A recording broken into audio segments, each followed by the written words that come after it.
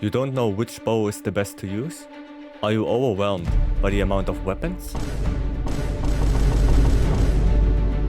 Fear not. Here are all the bows you need to craft to cover every situation. Yo, Vyce here. A few days ago I worked on a graphic together with Gaudium about which bows are the best in their respective category. And I think a video about why I chose those specific weapons could help a lot of players understand my decision.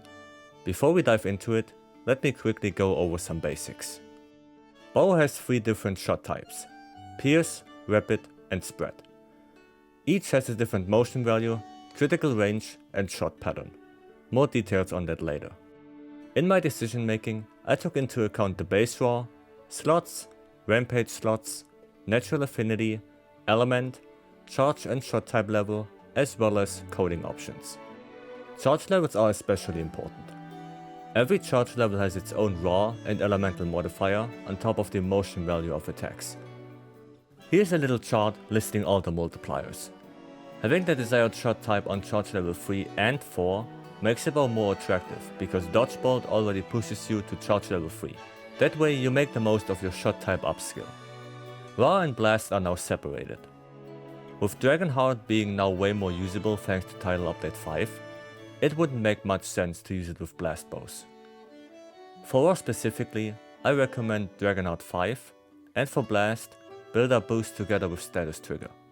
Elemental bows with level 3 rampage decoration slots are usually more valuable for the reason that Elm Bane is a big damage increase in general.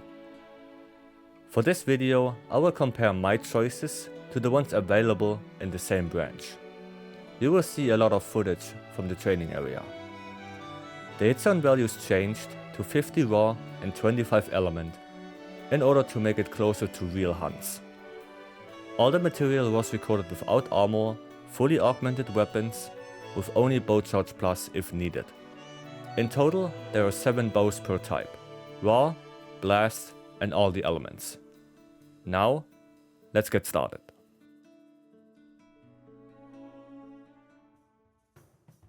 Our first type is pierce. Pierce type shots release one arrow that pierces the target up to 7 times, regardless of the shot level. The motion value for pierce starts with 4 on level 1, 6 on level 2, 8 on level 3, 10 on level 4, and ends with 12 on level 5.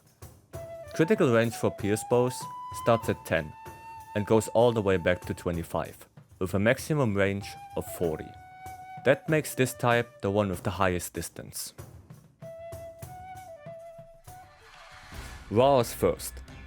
The options are Showroom Model, Exalted Vow, and Fine Kimura Bow. Both the Shogun Zenithar and the Bishaten Bow are really good options. Neither of them need Bow Charge Plus, have power coding with Power Plus coding on the Exalted Vow, and Sleep coding on the Showroom Model.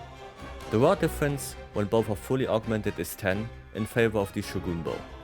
But the biggest advantage of the Showroom Model is that it only has pierce type shots. This is important if you use dodge bolt a lot, and also for general usage if you happen to lose your charge. Fine Kimura Bow is also usable, but requires Bow Charge Plus. I prefer the Showroom Model for the fact that it's the only bow in this selection that is purely pierce and has 10 more raw. Next up is blast. Blast bows got an upgrade a while back with build-up boost, and is now a semi-viable option. In the case of pierce, there's only one bow available, the Cure da Lavata, but with this bow, we don't need any other options. Good slot coverage, 20% natural affinity, acceptable raw and a nice choice of codings. Pierce 5 on charge level 3 and 4 on top of all that is a godsend. I recommend raw and blast on monsters with elemental hit zone values below 15 across the board. Now let's get to the juice. Elemental bows are the most used, with all the new skills that increase elemental damage. One of the most important is Strife. Not only does it give you elemental damage and affinity, but on the highest level also infinite stamina. Together with the other buffs is the reason why Element reigns supreme. But enough of that. Fire is first. Here we have 2 candidates, Creeping Darkness and Arco Kra Red. In reality, Ragnar Kadaki is better in every aspect. Better element, slots, coatings, affinity, and of course shot types. While the Binner Harbor bow does have power plus coatings, it's not very useful if you have to depend on blade scale hone to deal damage and slot in more skills to match Ragnar Kadaki. I strongly recommend the Creeping Darkness. Water is a little tricky. For the longest time, the Dwarf Daimyon Plus was the only available option, but with Amatsu that changed. The Tempest Nightbow is a valid pick. It offers more raw, a better coating coverage, and a slightly better shot type arrangement in exchange for less element, no slots, and negative 15% affinity. The critical hit chance is not that big of a deal, but the missing slot on top makes it a bit less favorable. I prefer Royal Ludroth over Amatsu, but I can see matchups in which the new contender could win, especially with the hidden Silkbind boost ability the Tempest Nightbow has. Furthermore, Amatsu is not available until very late post the main story, which makes the Dwarf Daimyon Plus the bow to pick. Thunder is next. We only have one real option here, Oppressor's Answer. Nava has one of the worst shot type spreads on the charge levels, Belahabra lacks raw compared to Zinogre, and both can't use power coatings. Rajang is out of the question with what it feels like no element, and a rampage slot that needs too much work to make it usable. The Oppressor's Answer covers all of that. Not perfectly, but good enough. The power coating on top of his stats makes it the best in slot. Second to last is Ice. Our weapons are either the Akko Kya White or the Auras Toxotes. Benahaba does have better slots and slightly more raw, but lacks power coating, a worse rampage slot, and spread pierce types scattered, which is the worst combination. That leaves the Kusharada Aura bow as my pick. Slightly more element and affinity also doesn't hurt. And lastly, Dragon. With the release of Primordial Molzino, a new Dragon Pierce bow took the crown from Benaharbra Dragon, the Silver Striker. A pure Pierce bow with more raw, element, and the best slots in the game with 3 level 4 and a level 3 rampage slot. It can also use power coating on top of that. The Arco Tree Black is still a viable option, but I highly recommend Primordial Molzino. Rapid type shots are kind of in between. It has a greater critical range than Spread, but lower than Pierce. It starts at 3 and ends at 15, with a maximum range of 25. Rapid releases a cluster of arrows depending on the level.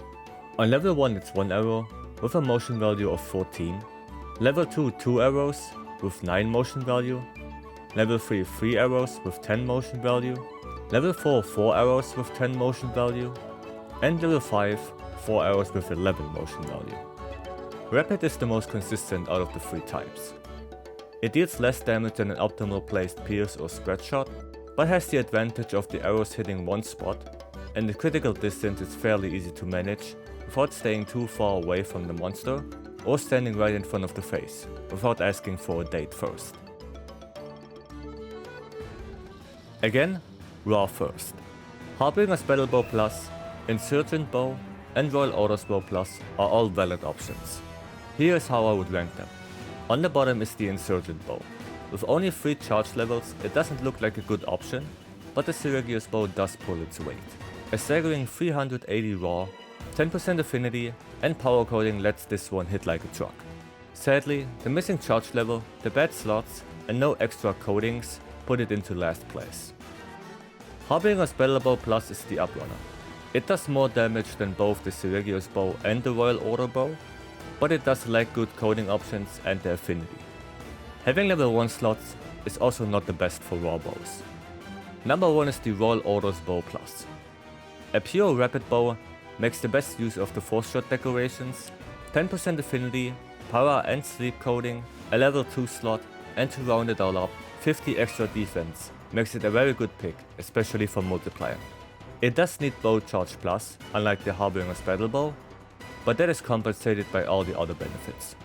Other bows like the Great Kelby Shot, Hoodwink, or Fine Kamura Bow all have too many downsides and lose against the ones I showed before. As for Blast, we have two options. Scorned Magnamalo's Made of Soul Piercer, or Teostra's Bow of Wanted Blood. Teostra is the winner.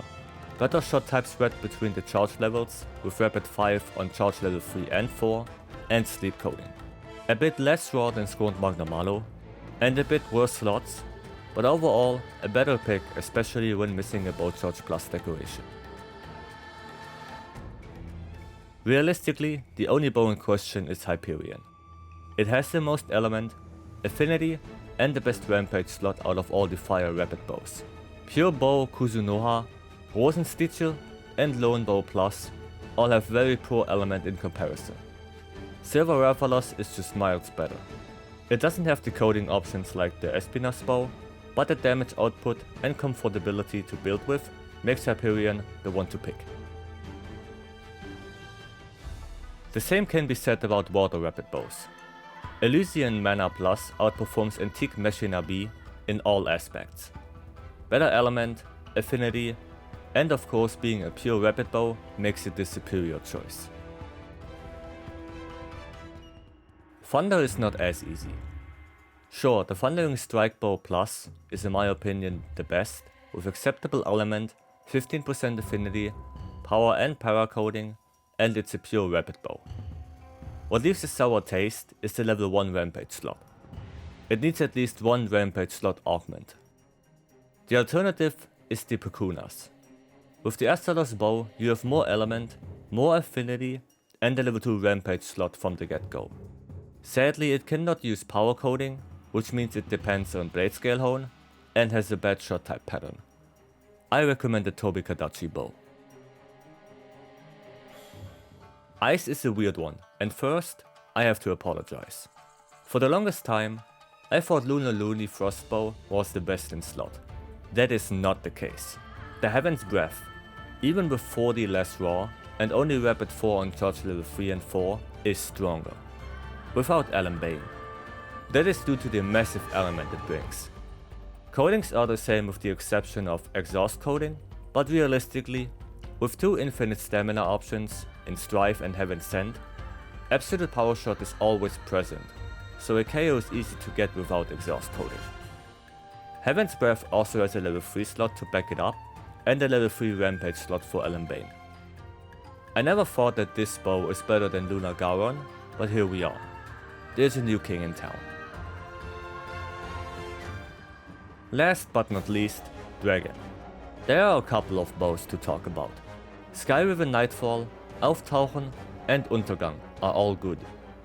The Gore Magala bow and the Bushi bow deal roughly the same damage, but Gore has 25% affinity, at least one level 1 slot, and power coding speaking for it. Even if the shot type spread between the charge levels is awful, Untergang is my bow of choice.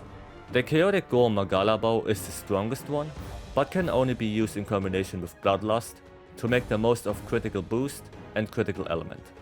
If that's no problem for you, then this bow is the one for you. Ravenous Vampire is not a great rapid bow in comparison to the ones I named earlier, and we don't have to talk about the Abyssal Void.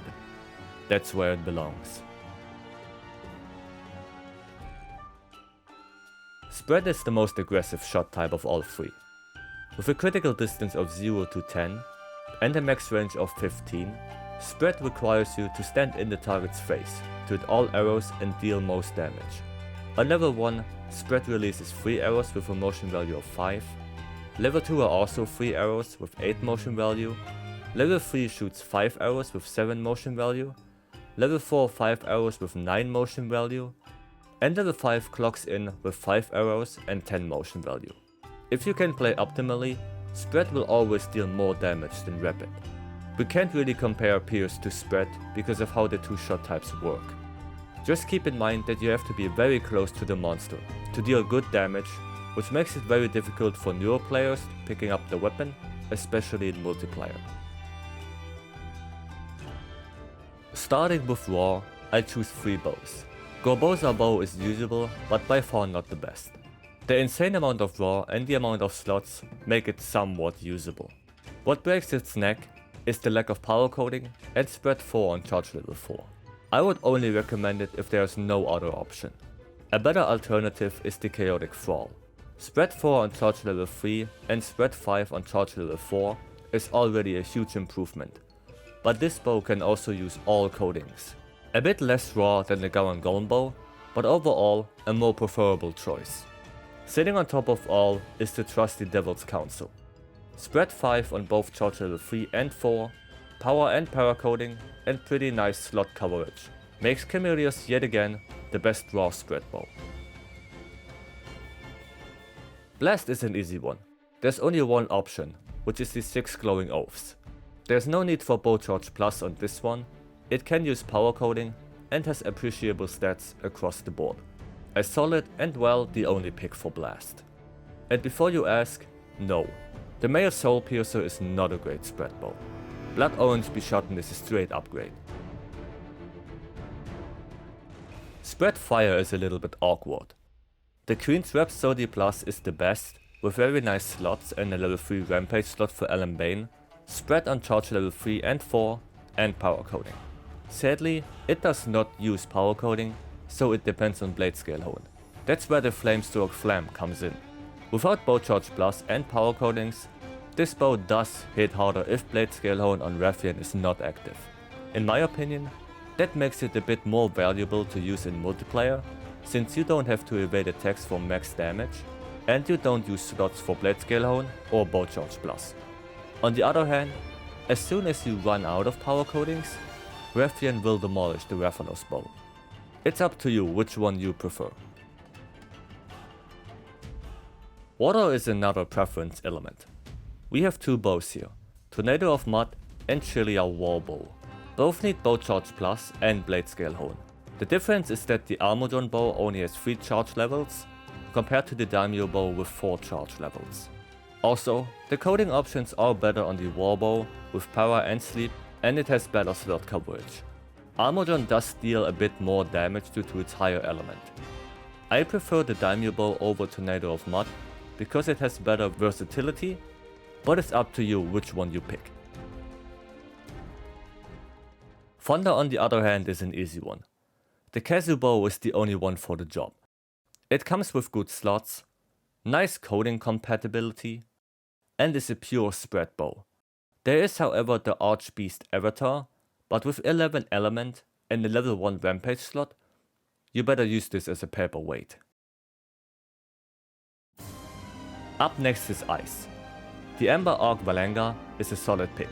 Usable slots, spread on both charge level 3 and 4, 30% affinity, and good coatings, but I prefer the alluring Evelia.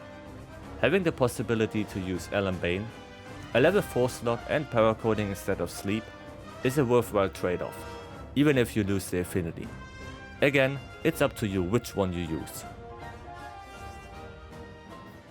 And finally, Dragon Spread. Here we only have one bow, Crimson Plume. It hits like a truck, has spread 5 on the last charge levels, and can use power coating. Shagaru Magala is an option, but it's worse in every aspect. Even with 40% affinity and no need for bow charge plus, Valstrax just demolishes it.